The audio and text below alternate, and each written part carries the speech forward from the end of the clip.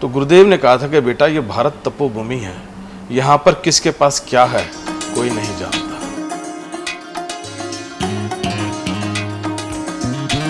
नमस्ते, भारत एक खोज के आज के इस एपिसोड में आपका स्वागत है। मैं विक्रम गोस्वामी।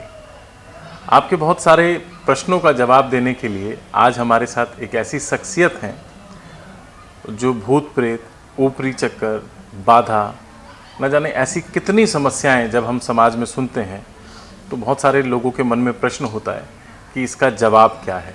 क्या वास्तविक रूप में ये भूत प्रेत होते हैं? क्या कोई ऊपरी चक्कर भी होता है? तो आइए, आज आपकी मुलाकात हम एक ऐसी शख्सियत से करा रहे हैं जो इस विषय में विशेषज्ञ हैं और जानकार हैं। योगी अभिनव नाथ जी। जय श्री काल का। अभिनव नाथ जी, पहला प्रश्न, ये ऊपरी चक्कर क्या होता है? ये कोई मानसिक बीमारी है या कोई रहस्यमय शक्ति है जिससे व्यक्ति का व्यक्तित्व प्रभावित होता है? देखिए, ऊपरी चक्कर, प्रेत बाधा, संकट, ये सब पर्यायवाची हैं और ये मानसिक बीमारी नहीं होती। ये रहस्यमय शक्ति जिसे आप कहते हैं, जो लोग मानते हैं भूत प्रेत बाधा, ये सब विद्यमान है। देखिए, हमारा जो शरीर पंचभूतों से बना है, ईश्वर ने जो निर्मित किया है, तो इस मानव शरीर को संचालित करने वाली जो शक्ति है, उसको हम आत्मा के रूप में जानते हैं, वही हमारे इसको संचालित करती है। हमारे प्राण सब कुछ उसमें ही निहित है। जब वो जीव निकल जाता है तो शरीर निष्प्राण हो जाता है। ये विदित है कि शरीर नहीं चलता, सब कुछ बंद हो जाता। तो वही एक शक्ति है प्राण, जिसको प्राण शक्ति बोलते हैं। आत्मा कह लो, प्राण शक्ति कह लो। तो जब किसी की अकाल मृत्यु होती है, ऐसे में मृत्यु हो जाती है, और या किसी का विधि विधान से दाह संस्कार, क्रिया नहीं होती है, तो वो प्रेत योनि के अंदर भटकती रहती है। जब तक उसका पूर्ण रूपेण उसका उद्धार नहीं होगा, कुछ क्रिया नहीं की जाएगी उसको मुक्त करने की, तब तक वो भटकती रहती हैं। तो ये सत्य है, प्रेत बाधा, प्रेत, ये सब विद्यमान है। आजकल देखा जाता है, विशेष तौर पर युवाओं की अगर मैं बात करूं तो जो युवा वर्ग है आज, जो विज्ञान में विश्वास रखता है, साइंस की बात करता है, पढ़ा लिखा युवा वर्ग, वो कहता है कहीं ना कहीं भूत प्रेत, ये ऊपरी चक्कर केवल एक भ्रांति की बात है, भ्रांति फैलाने के लिए है, आडंबर है, इसमें वास्तविकता नहीं है। सिरे से नकार देता है इन सब चीज़ों को, इसके अस्तित्व को नहीं मानता है। तो आप युवाओं को कैसे इस बात को समझाएंगे कि सारी चीज़ें होती हैं? देखिए, इसमें युवा दोषी नहीं है, क्योंकि जो आधुनिक शिक्षा पद्धति है उसमें हमारे सनातन संस्कृति में जो हमारा ज्ञान है उसको नकारा गया है। जिस स्टेज से युवा गुजर रहे हैं, जो उनको इस बारे में नहीं पता, उसका कारण है हमारी जो गुरुकुल थे वो समाप्त हो गए हैं, ज्ञान देने वाले रहे नहीं। जो आधुनिक शिक्षा पद्धति है उसमें यही सब इसको आडंबर कह के बताया जाता है, नकार दिया जाता है। मैं आपको देखिए, इसको समझने के लिए युवाओं का जो मनोस्थिति है उसको समझने के लिए थोड़ा सा विस्तार से बताना पड़ेगा। मैं स्वयं अपने अनुभव से बताता हूँ। पहले मैं खुद इस दौर से गुजर चुका हूँ कि हमारी माता बड़ी तपस्विनी थी, पूजा करती थी। बाल्यकाल से हम देखते थे उनको, माता के जगराते वगैरह करती थी और नवरात्र में पूजा पाठ करती थी। तो हमारे मन में आस्था और श्रद्धा थी। उनको बाल्यकाल की बात है, थोड़ा सा और विस्तार से बताना पड़ेगा मुझे। मैं 12 साल का था,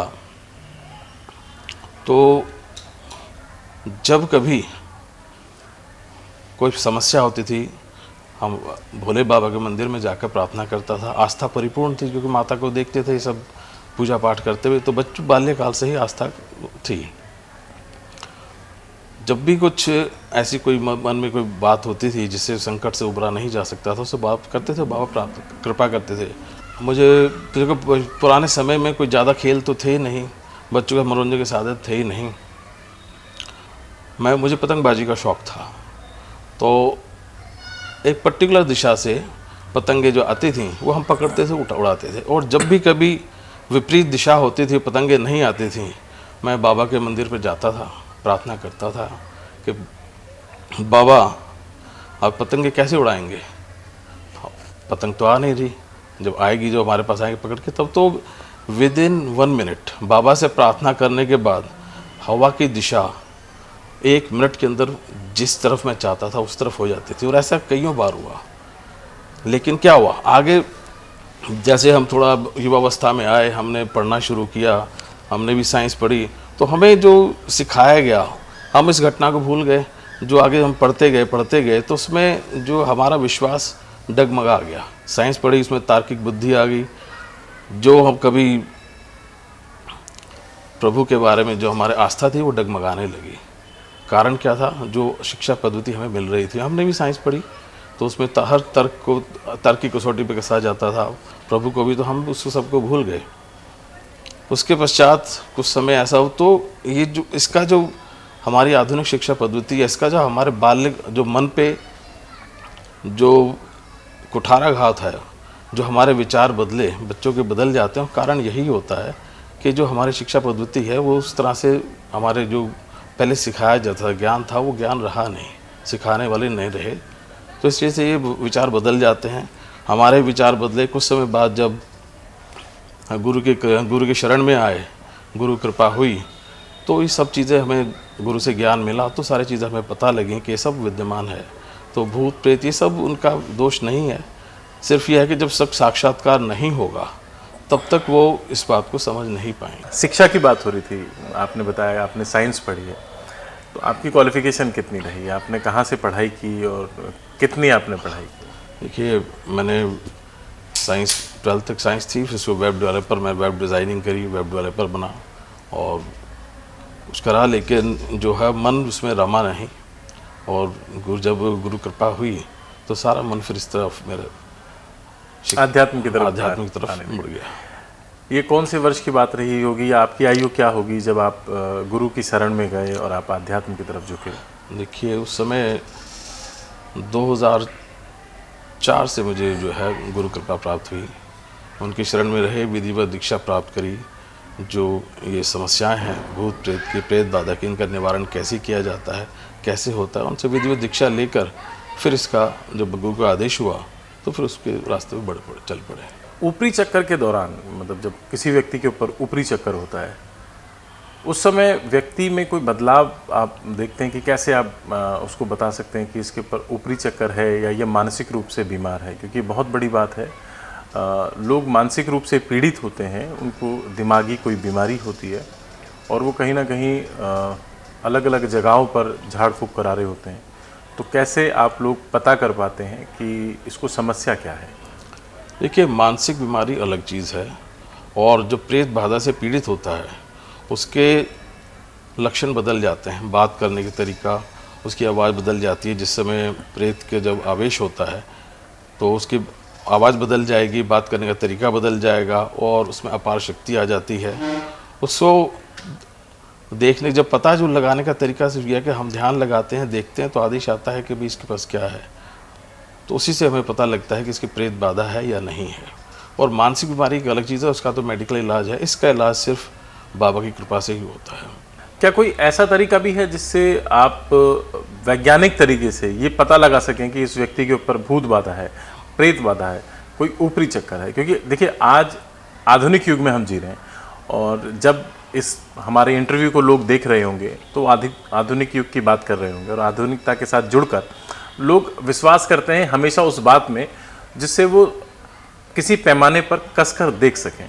तो क्या कोई ऐसा मापदंड है जिससे इसको नापा जा सकता है या समझा जा सकता है कि इनके ऊपर कोई ऊपरी चक्कर है या ये बीमारी है? क्योंकि ये प्रश्न शायद दोबारा से मैं इसलिए कर रहा हूँ क्योंकि लोग जानना चाहते हैं। जब हम अपने इंटरव्यूज़ करते हैं तो बहुत सारे प्रश्न लोगों के होते हैं। इस पॉडकास्ट से पहले भी बहुत सारे लोगों की जिज्ञासाएं थीं, उन्हीं जिज्ञासाओं के आधार पर हम प्रश्न चुनते हैं कि हम जिनका पॉडकास्ट करेंगे, जिनके साथ हम बैठकर इंटरव्यू करेंगे, तो ये प्रश्न उनके साथ होने चाहिए।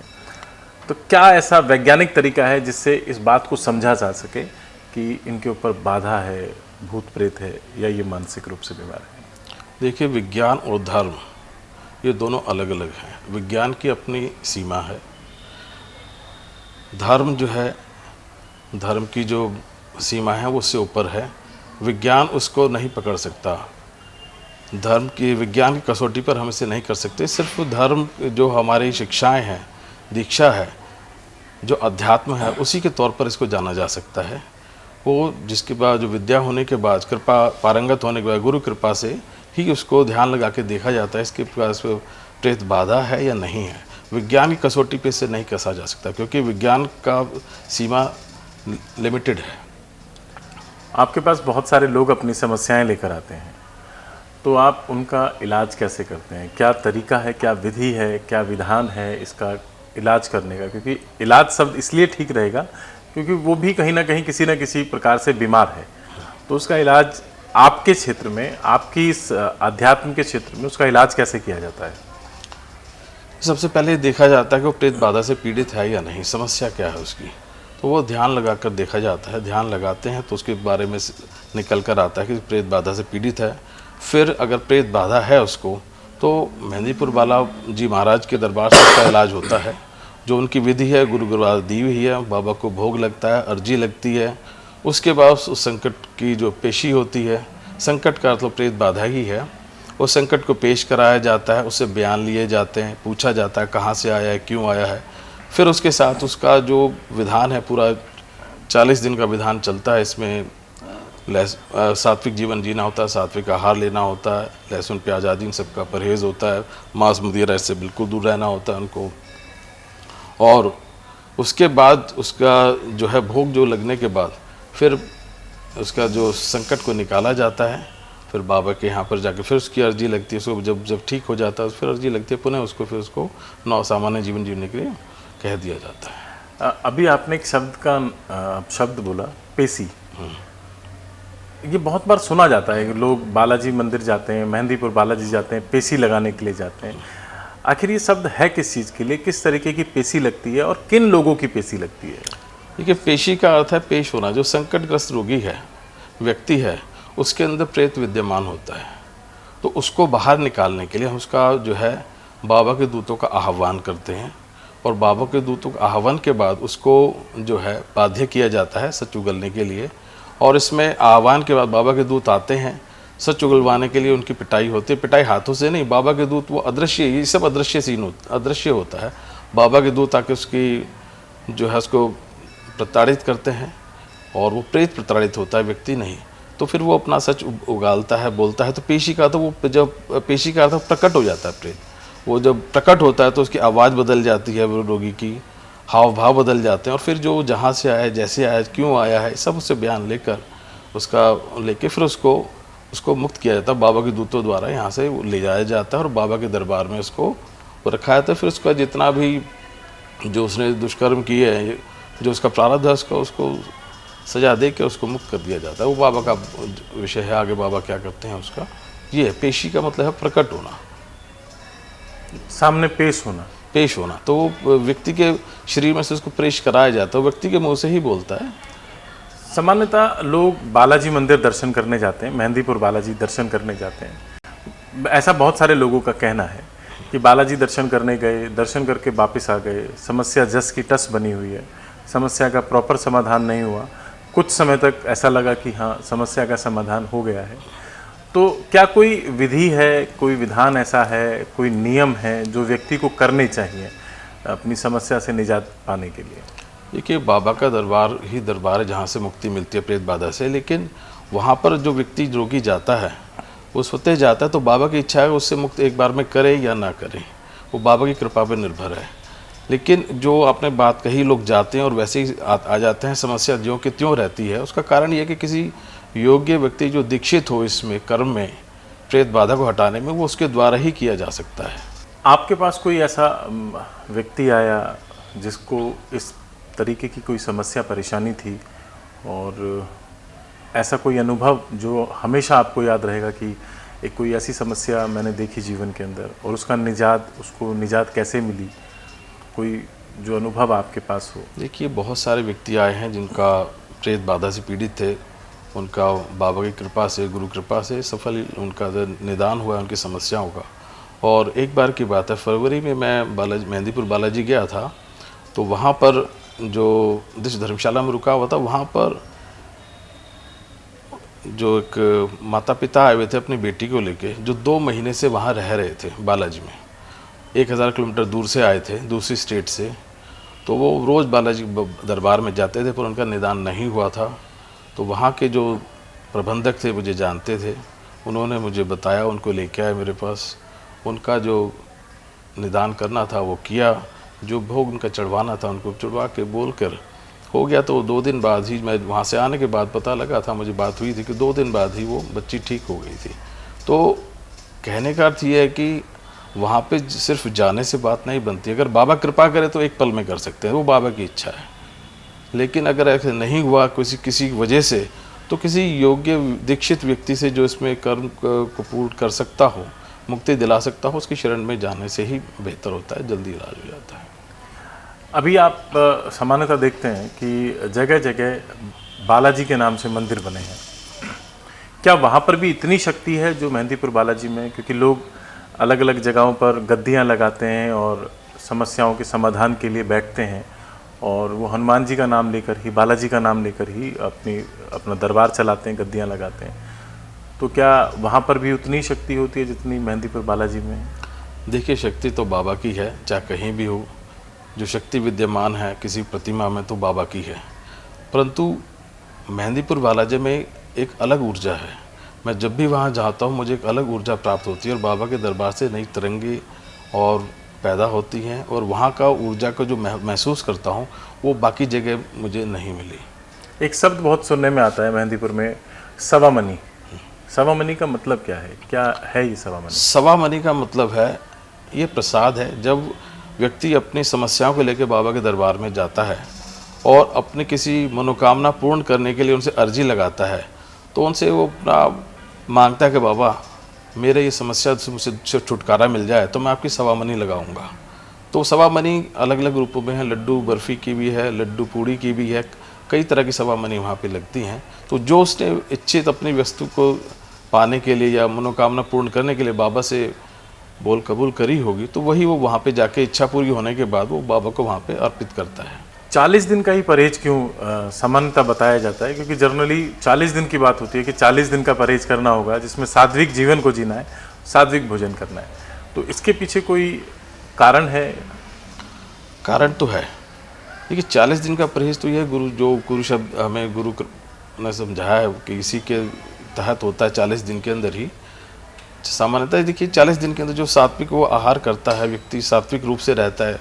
माना भी जाता है कि देखिए किसी भी आप लगे 40 दिन अगर किसी पाठ को करें या आप सात्विक रूप से आहार लें, तो मन में श्रद्धा और आस्था से मन व्यक्ति का परिपूर्ण हो जाता है। और श्रद्धा आस्था भाव जब पैदा होता है मन में, तो वो आस्था ही जो है उसके जीवन में चमत्कार लाती है, उसकी समस्याओं से निवारण दिलाती है। जैसे बहुत सारे लोग शमशान में जाकर सिद्धि करते हैं, शमशान साधना करते हैं, और आजकल सोशल मीडिया के माध्यम से देखने में भी बहुत कुछ मिलता है कि बहुत सारे लोग, बहुत सारे तांत्रिक अघोरी इस प्रकार की सिद्धि कर रहे हैं, चाहे वो चिता पर बैठे हुए हैं, राख मल रहे हैं।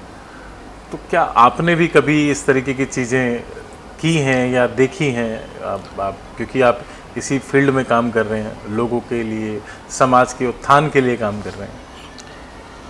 निश्चित ही किया है। गुरु आज्ञा से शमशान में भी गए हैं, रातों को वहाँ पूजा भी की है, सिद्धि भी की है। जो गुरु का आदेश था उसी पैटर्न पर चलकर हमने उस वहाँ पे जो पूजा पाठ जो करना था अपना वो किया है, और उसके गुरु के प्रताप से, गुरु की कृपा से और उनके शरण में रहते हुए वो सिद्धियाँ प्राप्त करी जो गुरु देना चाहते थे और उनकी कृपा से मिली। क्या कभी ऐसा महसूस हुआ कि कोई अलौकिक शक्ति है, दिव्य शक्ति आपको महसूस हुई हो कि हाँ मेरे आसपास कुछ है जो सामान्य लोगों के साथ नहीं होता, और मेरे साथ वो घटनाएं घट रही हैं, या कुछ ऐसी पावर महसूस हुई, भगवान के होने का एहसास महसूस हुआ हो? हर वक्त होता है, हर जगह होता है। माई की कृपा हर वक्त साथ चलती है। जो चीज़ें होने वाली होती हैं वो पहले ही हमें इंगित हो जाती हैं, और उस जगह कोई ऐसी घटना होने वाली है जो हमारे लिए सही नहीं है, उसका आदेश पहले ही आ जाता है, हमें पहले ही पूर्वाभास हो जाता है, उस जगह से हम निकल जाते हैं, और माई हर क्षण रक्षा करती है। अगर हम तंत्र की बात करते हैं तो तंत्र में एक हनुमान तंत्र है जिस माध्यम से लोगों का भला किया जा सकता है। एक देवी का तंत्र प्रक्रिया है जिसमें लोगों का भला किया जा सकता है। एक भैरव जी की तंत्र विद्या है जिसमें लोगों का भला किया जा सकता है। तो इन तीनों ही प्रक्रियाओं में, इन तीनों ही तंत्र क्रियाओं में क्या डिफरेंसेस हैं? क्या ये एक ही हैं या अलग अलग हैं? तो कैसे अलग अलग हैं? देखिए, बालाजी की सिद्धि में अगर बालाजी की पूजा आराधना करते हैं तो व्यक्ति को सात्विक रहना होता है। उसमें लहसुन, प्याज, मांस, मदिरा आदि से इन सब का त्याग करना होता है, तभी वो उनकी सिद्धि फलती है, उनकी पूजा पाठ फलती है। और माँ काली की साधना में तो राजसी, तामसी और सात्विक तीनों तरीके से की जाती हैं। ये व्यक्ति विशेष के ऊपर है कि वो किस प्रकार की पूजा का आचरण करना चाहता है। सात्विक अगर रूप से करना चाहता है तो उसे भी इसमें लहसुन प्याज का निषेध रखना पड़ेगा, और अगर लहसुन प्याज, मांस, मदिरा सबका निषेध रखना पड़ेगा। और यहाँ कालका जी मंदिर में भी जो माई को भोग लगता है वो सात्विक भोग होता है। किसी में भी लहसुन भोग लगता है तो उसमें लहसुन प्याज नहीं होता। बाकी अगर कोई तामसी या राशि करना चाहता है वो तांत्रिक प्रक्रियाएं हैं, उनमें उनको निषेध नहीं है। और भैरव जी की भी जो है तो उसमें भैरव जी की पूजा में जो है उसमें भी निषेध नहीं है, लेकिन उसमें जो है फिर भी उसमें जो गुरु के द्वारा निर्देश दिए गए हैं उसके तहत चलना होता है। देखिए, सब गुरु दिखाने वाला, रास्ता दिखा रहा मार्गदर्शक तो गुरु ही है। जैसा गुरु का निर्देश होगा वैसे ही भक्त को, उनके शिष्य को करना होता है, और तभी वो सफल हो पाता है। लोग बताते हैं कि गंगा जी के घाट पर, चाहे कहीं भी हो जहाँ गंगा जी बह रही हैं, जहाँ गंगा है, उस घाट पर बहुत सारे लोग क्रियाएं करने जाते हैं। तंत्र की क्रियाएं वहाँ बैठकर भी होती हैं। तो आपने कभी ऐसे स्थान पर कोई पूजा या कोई सिद्धि के लिए कोई पूजा अनुष्ठान किया है? ये गंगा जी के घाट पर मैं तो नहीं गया सिद्धि करने, पर हमारे गुरुदेव ने एक वृतांत बताया था। महाराज गुरुदेव श्री जो है वहाँ की सिद्धि के लिए गए हुए थे, जब करते थे हर की पौड़ी पर। तो उन्होंने बताया कि एक बार वहाँ पर उन्होंने एक स्वीपर को देखा। वो बड़ा शांत स्वभाव का था, किसी से कुछ नहीं कहता था, बोलता भी नहीं था, और अपने जीवन यापन के लिए जो गंगा के किनारे पे लोग जो पैसे डालते थे उन्हें निकालता था और उसी से अपना जीवन यापन करता था। तो गुरुदेव ने सोचा कि इसको कोई जब कोई मंत्र दे देते हैं, इसके जीवन का उद्धार हो जाएगा। उन्होंने अगले दिन जब वो गए, सुबह उठ के नहा धोकर 4 बजे करीब जप करने के लिए बैठे, तो स्वीपर पीछे से आया और उनके सर पर हाथ रखकर बोला, लगा रहे एक दिन जोत जल जाएगी। तो गुरुजी ने पीछे पर मुड़कर देखा तो देखा वो स्वीपर के चारों तरफ दिव्य प्रकाश था और आंखें चुंधिया गई। वो गुरुजी बोले, तो फिर सोचे कि हम किसको देने चले, तो स्वयं सिद्ध था। तो गुरुदेव ने कहा था कि बेटा, ये भारत तपोभूमि है, यहाँ पर किसके पास क्या है कोई नहीं जानता। तो किसी को भी देखकर अंदाज़ा नहीं लगा सकते कि वो उसके पास क्या है, सिद्धियां हैं या नहीं है। तो भारत के तपे एक से एक ऋषि मुनि हुए, एक से एक ये तपे भूमि में संतों की, सिद्धों की कमी नहीं है। अंतिम सवाल, क्योंकि समय बहुत सीमित है,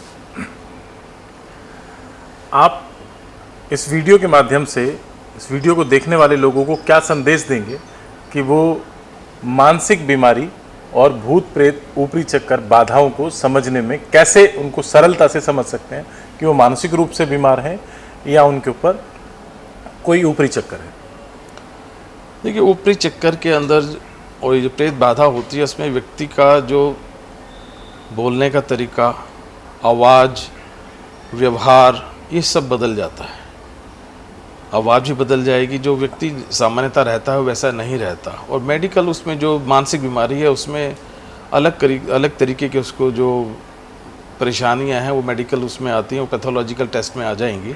लेकिन जो ऊपरी बाधा, इससे जो जनित परेशानियां हैं वो उसमें अगर टेस्ट कराएंगे तो कुछ नहीं आएंगी, वो आपको वैसे ही मिलेगा, सिम्टम सारे मिलेंगे, पर उसमें आप पहचान नहीं कर पाएंगे इस तरह से।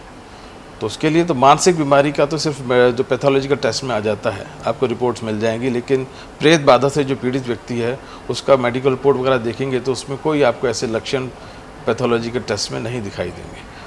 तो सबसे बड़ा है कि उसकी हाव भाव बदल जाना, आवाज़ बदल जाना, आंखें बदल जाना, व्यवहार बदल जाना, ये सब एक। और कभी वो हमेशा वैसा नहीं रहेगा, कभी कभी से जो प्रेत प्रकट होगा, आवाज़ आएगी, बदलेगी, वो कभी कभी वो सामान्य हो जाएगा। तो जब ऐसे लक्षण हो तो ये समझना चाहिए, तो एक बार योग्य व्यक्ति को दिखा लेना चाहिए। चलते चलते कोई ऐसा मंत्र या कोई ऐसी पूजा विधि जिससे सामान्यतः लोगों को करनी चाहिए इन सब परेशानियों से बचे रहने के लिए? देखिए, तो सिर्फ अपने इष्ट के प्रति समर्पण भाव, आस्था और उनसे प्रार्थना ही है। जिससे वो बच सकते हैं। क्योंकि जो व्यक्ति आस्तिक होता है उसे उसके इष्ट रास्ता दे देते हैं, बचाते भी हैं, और अगर कोई ज़्यादा समस्या होगी तो उसको रास्ता आपको मिल जाता है। बस अपने इष्ट की तरफ पूर्ण आस्था से, श्रद्धा से, समर्पण भाव से उनकी पूजा करते रहें, प्रार्थना करते रहें, बस इसी से बचा हुआ है। बहुत बहुत धन्यवाद योगी जी आपका। ये थे योगी अभिनव नाथ जी, जिन्होंने हमें बताया ऊपरी चक्कर और भूत प्रेत के बहुत सारे उन प्रश्नों का जवाब हमको दिया जो लोग जानना चाहते हैं। अगली मुलाकात किसी और शख्सियत के साथ, तब तक के लिए प्रणाम।